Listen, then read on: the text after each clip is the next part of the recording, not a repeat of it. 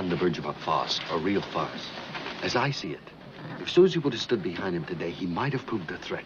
But since primarily he's wedded to his work, he's not going to be able to take it. Stop tinkering, pal. That horseradish won't jump a fence. In brief, J.J., it's all over because any hour now, that boy will give her up.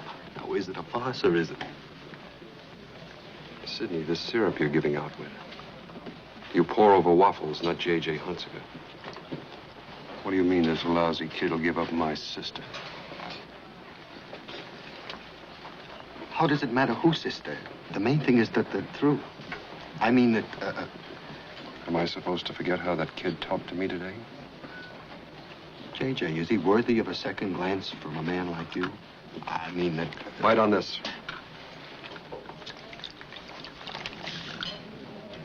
Steamship tickets. The next sailing of the Mary. Susie's run down. That's good. Now that louse is out of Susie's hair for good. I want that boy taken apart.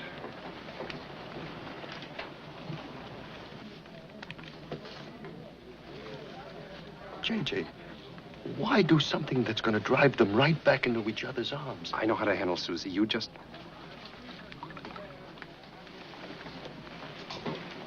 You just handle the boy. Preferably tonight. What's tomorrow, a holiday?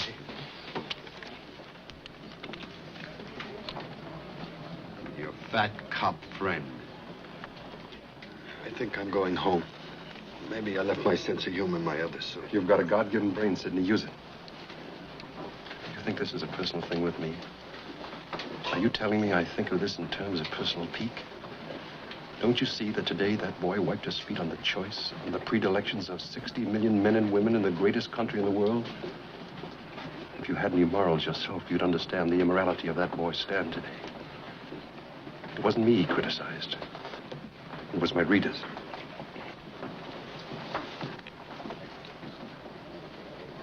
Don't remove the gangplank, Sidney. You may want to get back on board. J.J., it's one thing to wear your dog collar. When it turns into a noose, I'd rather have my freedom. The man in jail is always for freedom. Except if you'll excuse me, J.J., I'm not in jail. You're in jail, Sidney. You're a prisoner of your own fears, your own greed and ambition. You're in jail. You're blind, Mr. Magoo. This is the crossroads for me. I won't get Kello. Not for a lifetime pass to the Polar Grounds.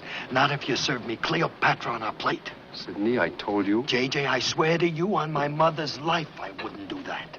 Not if you gave me a column would I do a thing.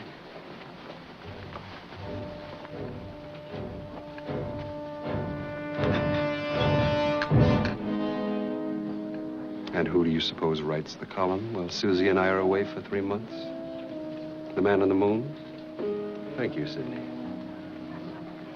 And Sidney, I'll have that piece of paper back.